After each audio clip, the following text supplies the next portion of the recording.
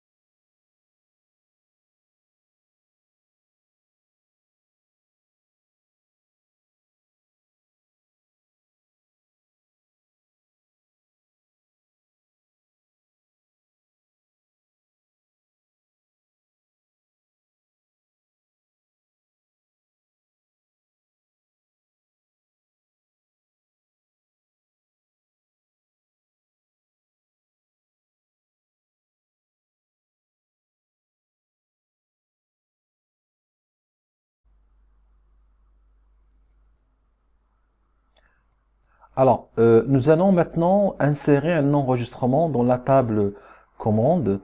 Donc voilà.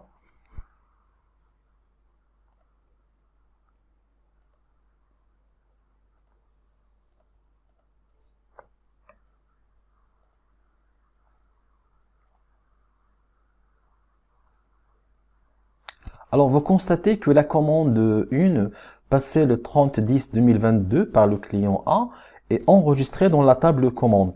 Le problème est que le client ayant l'id client A n'existe pas dans la table client.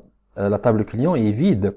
C'est-à-dire que la commande nouvellement créée, insérée dans la table commande pour l'id client, donc n'existe pas. Et dans le monde réel, ceci ne doit pas exister. Alors, nous ne devons pas avoir des commandes pour des clients qui n'existent pas réellement. Voilà, ceci est un exemple d'incohérence de données et de manque d'intégrité. D'où la nécessité de l'intégrité référentielle. Alors, dans ce cas-là, nous devons appliquer une contrainte d'intégrité référentielle sur le champ id des clients de la table commande. Il s'agit d'une contrainte sur la clé étrangère id des clients de la table commande. Mais avant d'appliquer cette contrainte d'intégrité référentielle, il faut faire un changement sur le moteur des tables, c'est-à-dire qu'il faut passer du mode du moteur MyISAM au moteur InnoDB.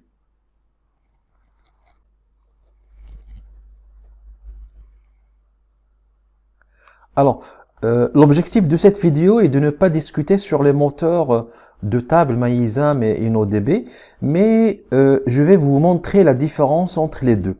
Alors, les moteurs de table, en fait, sont des moteurs de stockage de données. Chaque moteur a sa spécificité de gérer les tables. Le moteur MyISAM est le moteur par défaut. Donc, c'est un système de stockage par défaut de MySQL et il est caractérisé par sa rapidité car il n'exige pas beaucoup de ressources de RAM, CPU, disque dur, etc. Le moteur MyISAM ne supporte pas l'intégrité et n'applique pas les contraintes sur la clé étrangère.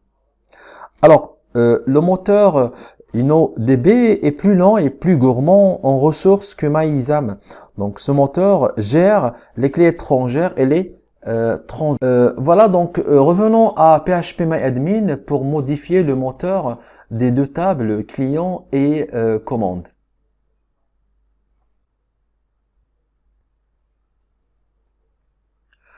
Avant d'appliquer la contrainte d'intégrité référentielle sur la clé étrangère et des clients de la table commande, supprimons d'abord l'enregistrement que nous avons déjà créé précédemment, donc afin de ne pas avoir du problème. Donc depuis la table commande, on va supprimer l'enregistrement.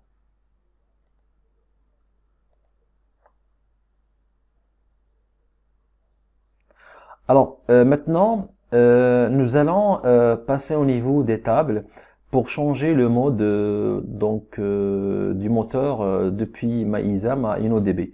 Donc regardez ici. Alors voici les deux tables client et commande. Donc pour le client, vous avez le type MyISAM et pour la table commande MyISAM. Alors nous allons vers la table commande. Ensuite, nous allons faire opération. Et ensuite, ici, dans cette partie-là, moteur de stockage, nous allons faire InnoDB. Ensuite, même chose pour commande. Donc, opération, moteur de stockage, InnoDB. Enregistré. Voilà. Maintenant, nous avons changé le moteur de stockage pour les deux tables. Maintenant, nous allons définir la requête SQL pour définir la contrainte.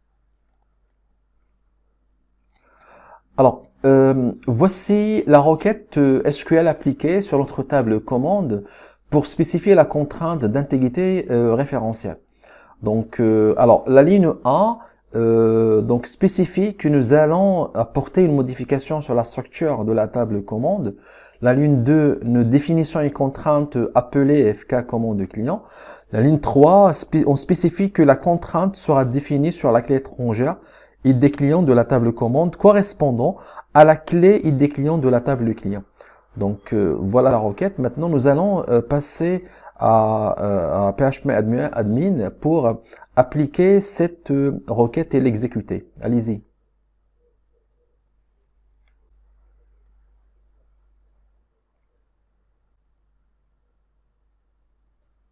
Alors maintenant nous allons ajouter un nouvel enregistrement dans la table commande. Donc là, voilà, nous avons déjà défini une contrainte sur la clé étrangère. Donc maintenant, nous allons ajouter une nouvelle commande.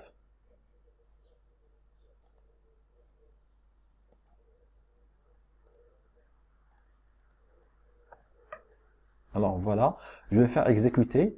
Et vous remarquez que voilà, MySQL empêche l'ajout de cette nouvelle commande car le client ayant l'id donc 1 n'existe pas. Donc ainsi, nous assurons une intégrité des données.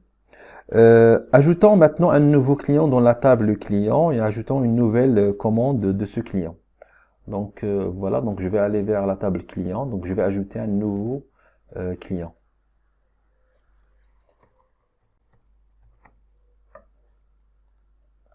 Alors, je vais ajouter une commande. Donc ce client a pour l'id c'est 1. Donc je vais ajouter une commande. pour ce client.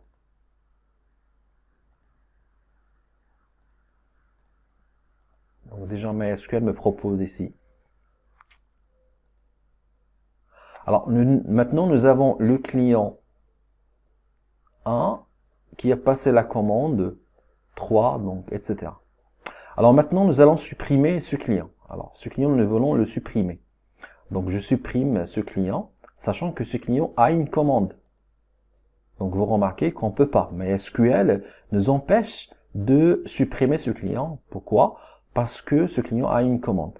Donc ainsi, nous assurons une intégrité des données.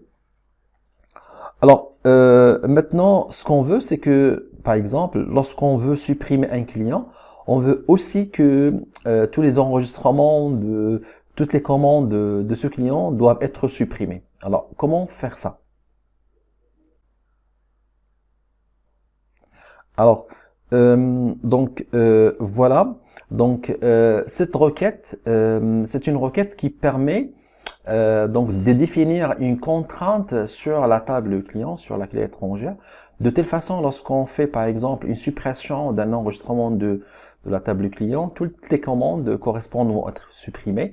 La même chose lorsqu'on fait par exemple une mise à jour du client, on change le lead du client, automatiquement toutes ces commandes, lead là ou lead des clients donc sera changé. Donc voilà.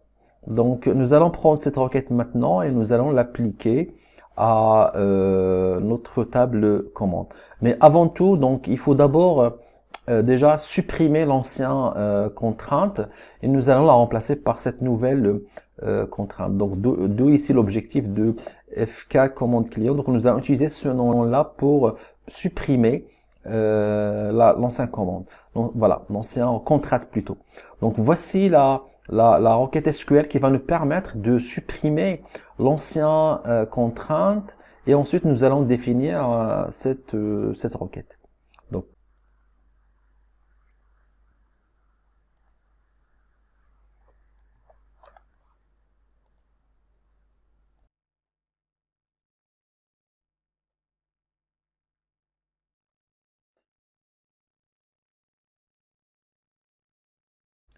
alors maintenant nous allons dans la table client, nous avons déjà le client 1, Saad Rabat, nous avons la commande 3, donc 2022 a été passée par le client 1.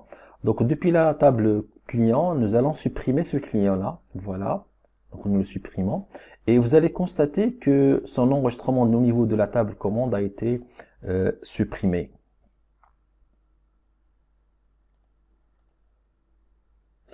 Alors voilà, j'arrive à la fin de cette vidéo. J'espère que qu'il vous a permis de comprendre et d'identifier l'objectif de l'intégrité référentielle. Donc merci d'avoir regardé cette vidéo et si vous avez des questions ou des suggestions, n'hésitez pas à me laisser un commentaire, je le lirai et je répondrai. Merci encore une fois et je vous dis à bientôt.